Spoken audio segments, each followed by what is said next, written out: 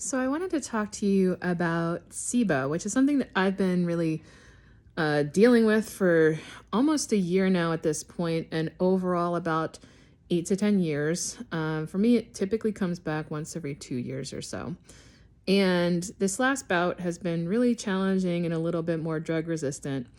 But I wanted to take the opportunity to talk about what SIBO is and some of the things that come up.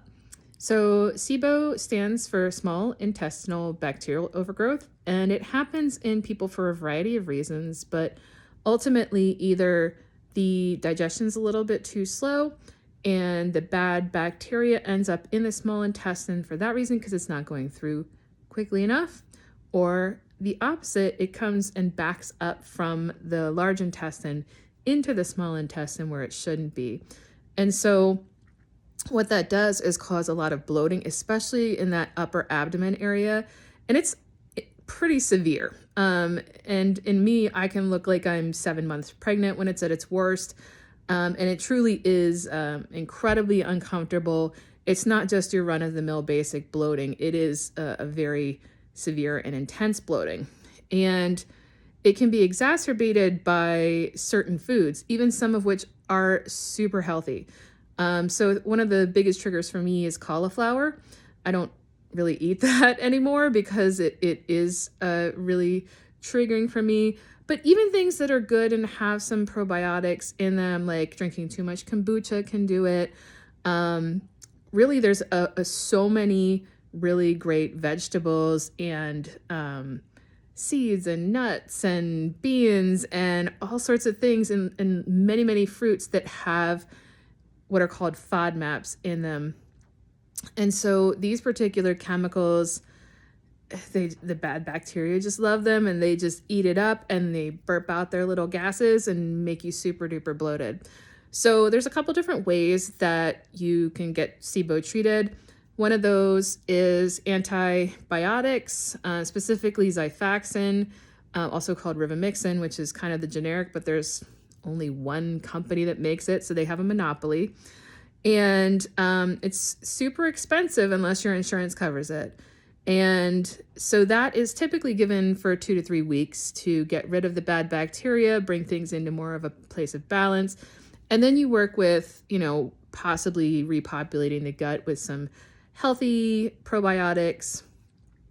And then the other option is more of an herbal route, and that can be comprised of things like oil of oregano and like a bunch of garlic pills and L-glutamine and some other things. And so I've tried both. Unfortunately, it seems to be that typically I have to go more the antibiotic route when it gets to a certain point. But again, over time, I've noticed that the last couple of times that I've gotten it, it's been a bit more drug resistant, or it seems like it's a lot harder to get rid of. And I don't know if that is due to drug resistance or it's due to, possibly me waiting till it's pretty bad before I get it taken care of. And so if you have any symptoms where you're having like really severe bloating that just does not seem to go away, like to the point where it's maybe even causing some discomfort when you're trying to sleep and keeping you up at night. And again, you look like you're pregnant and it's just not going anywhere. Get it checked out. It could be SIBO. It is much more common than it used to be. And again, it can be fairly easy to treat, and it does have a high level of recurrence. And so it's also important to have a GI doctor that really understands the different reasons that SIBO can be happening.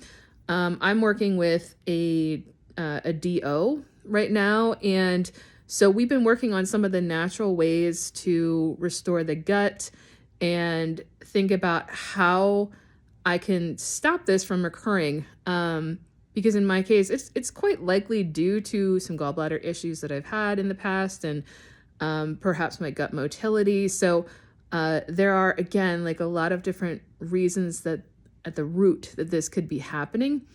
And it's good to talk to your doctor about it. And even things like stress management. Stress can cause SIBO to flare up too. So anyway, I just wanted to get on here and chat a little bit about it And if you think you might have SIBO, get it checked out. Again, it makes a world of difference. Things like acupuncture can certainly help in the process too. And diet is a big one, low FODMAP diet. And again, just being very, very patient with yourself.